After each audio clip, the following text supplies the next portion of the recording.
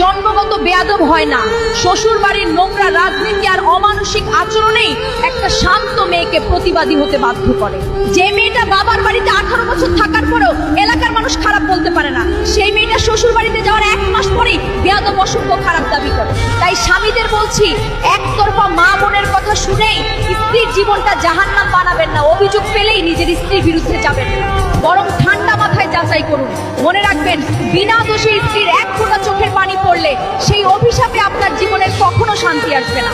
মেয়েরা জন্মগত বেয়াদব হয় না, শ্বশুর বাড়ির নোংরা রাজনীতি আর অমানসিক আচরণেই একটা শান্ত মেয়েকে প্রতিবাদী হতে বাধ্য করে।